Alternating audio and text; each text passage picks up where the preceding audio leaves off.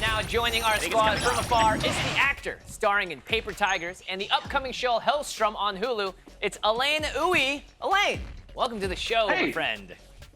Thanks for having me, guys. Hello, I'm enjoying the show. You guys are amazing. Oh, you're thank amazing. you. That's so kind. You're looking good, man. So nice. Yeah, your lighting situation, your background, it's all working. You know, I'm trying to get with the times, right? Without this whole pandemic stuff. I got a ring light. I got a cool backdrop that I made. Oh, nice. What did you make your backdrop with? It's wood. Oh, okay. I got it at Home Depot. I bought some wood and I put it all together. I put some geometric designs on. Put that on TikTok? Nice. I made our set. That'd be a TikTok video. Whoa, good job, Patrick. That's great. Little known fact. In addition to now starring as MODOK, apparently. All right. So, Alain, Helstrom looks like tons of demonic fun. Can you tell us just how many jump scares we should be prepared for while watching the show? Now, this is not for me. This is for our Wednesday, Thursday co-host, Degon, who's a little bit of a baby. So, like, we'll be okay for him to watch this show. Wow, you just threw him under the bus. I appreciate did. that. There is quite a few. I mean, it is, you know, Marvel's first foray into like a, you know, fear-based horror kind of genre or that part of the universe. Sure. So there is a lot of horror tropes to it. So just be ready. I think you know, I would recommend him watching it with a nightlight. Okay. That's all I can say. Yeah. He'll cry. It looks terrifying. Comics have a long history with horror. We have Doctor Strange, the Multiverse of Madness, billed as a horror. We also had Constantine in the past. New Mutants had horror elements. Are we seeing a resurgence of comics horror on the screen, do you think? I would certainly hope so. I mean, it's one of those things where I feel like, you know, a lot of audience, you know, the fans of Marvel, MCU, you know, I feel like they might be thirsty for something like this where, you know, I love the Marvel movies and everything else, but at the same time, I do feel like there is room for this. And, you know, it's one of those, you know, unexplored parts of the universe that I feel like is really rich. Like you said, this world is untouched at this point. And I think that Helstrom definitely starts to kind of move its way towards that fog of war, if you speak, so to speak. Yeah. Now, for those that might not know, the character that you play, Chris, was not actually originally in the comics. So, as an actor, where did you specifically pull from to help inform that character? Was it with the writers, the directors, the other actors, yourself? Well, I will say that I had a lot of freedom with the character. You know, it's one of those things where and there's a lot of things to be envious of Tom and Sidney Lemon. But one of the things I wasn't envious of is that responsibility that they have of bringing to life, you know, the title characters. So for someone like Chris, it's really just finding the truth. I've always loved talking to the writers, the people who create these characters, to understand the past and why they exist and how they function and what works for them and what they hold so dear and what drives them.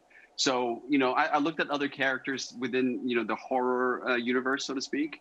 But I also looked at, you know, certain characters like Renfield, for example. He's this type of person who may have no agency, but at least at the very least, it's one of those characters that has a tie within that storyline that pulls him in and that drives him. Cool. I'm not saying Chris Yen has no agency, but I mean he certainly has a lot of agency within himself to carve his own path. But like a lot of those, you know, historical characters that I looked into. I hope you don't have to eat bugs like Renfield. Yeah, Renfield, of course, being a character from Dracula, for those who may not be familiar. Now, drama and horror isn't the only thing in your actor arsenal, though, because your other project, The Paper Tigers, is an action kung fu comedy that's woke AF.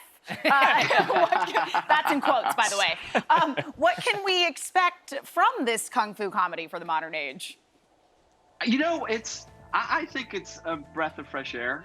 I think it's one of those things where, you know, just much like Helstrom, we're kind of thirsty for different things. I think for this particular movie, it's one of those things where it's just an easy watch. You know, it has a lot of heart. It's really about characters and you know, the guys who are just kind of at their middle age now, and they're kind of looking back to see what they did in the past. You know, my character Danny is he was a badass, and he was the guy who was super cocky and was, would go and do dojo busting and go beat up some other, rival guys. But now that he's older, he's divorced. He's got a kid. He's got to pick him up from like soccer practice. So what would happen if, let's say, Bruce Lee becomes that guy? Like that's essentially what the setup is. And it's funny. It's a very self-aware kung fu action comedy that I think everyone would enjoy. Well, speaking of the paper tigers, one of my friends, Ron, had this question. He wants to know if you're still going to Din Tai Fung. Ron? Oh my God. I got to tell you, this guy, every like 2 a.m, he would always hit me up while we were shooting Paper Tigers and like, hey, what are you doing, man? Are you hungry? Let's go eat some food. It's a good impression. Man, that guy's awesome. Din Tai Fung anytime, Ron, anytime. Yeah, he had to gain 45 pounds for the role, so I'm really looking forward to seeing that movie. Now, a big takeaway from the your new success is there's a lot more Asian representation in Hollywood and on TV. Are you optimistic for Asian roles and actors in the future? I am. I really am. There have been a lot of false sort of prophets, so to speak, because, you've seen, like the Crazy Rich Asians, but before that, Better Luck Tomorrow. Right. And even before that, The Joy Luck Club. And I think for me, it's like every time I saw those movies and people who look like me on screen, I would always have a sense of hope. And in many ways, I've been disappointed. But for some reason, this time around, it just feels different. It feels as if there is a need for it. There's certainly a thirst for it. But the more important thing that I've seen is that more people are in power that can greenlight these things. And obviously with technology, with all the streaming platforms and everything else, I feel like there's such more places for things to exist. And that's something to be really hopeful for.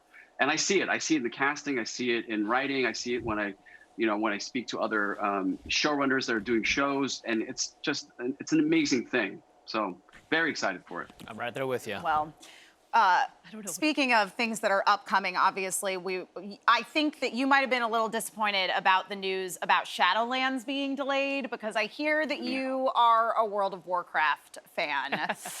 So, yeah, we thought that we'd play a little game with you, which is called World of Borecraft. So we'll give you the title of 3 notoriously boring games, and you'll guess what the game actually entails. If you get it right, we don't actually have any prizes, but we'll give you some internet glory. Yeah, that's worth something. Yeah, which is emotionally valuable. Okay, all right, here we go.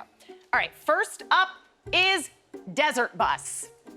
Any idea what that one's about? Desert Bus. Yeah. I feel like it would be a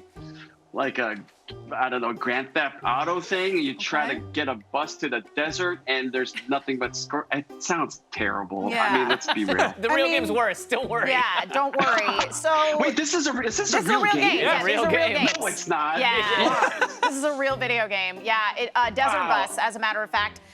Its gameplay consists of driving a bus from Tucson, Arizona to Las Vegas, Nevada at a max speed of 45 miles per hour, all in real time. Riveting stuff. Oh, great. Yeah. Yep. Great. It's It's just like Speed, but not. But Yeah. not. It's like the opposite, yeah. It's like the opposite of Speed. Right. All right, our second World of Warcraft game is Fish Simulator Aquarium Manager. I know this one is pretty tricky, Elaine, but I'm wondering if you can guess what it's about.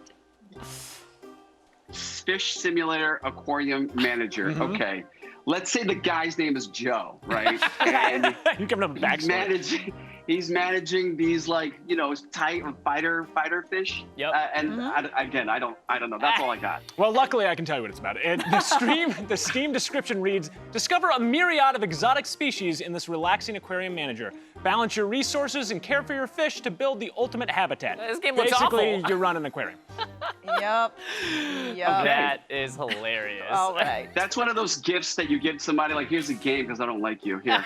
Yeah, it's a I punishment mean, gift. listen, it sends a strong message. Yeah, indeed. Elaine, thank you so much for joining us on Thanks, The Download man. today. Don't miss Elaine's upcoming series Helstrom, premiering on Hulu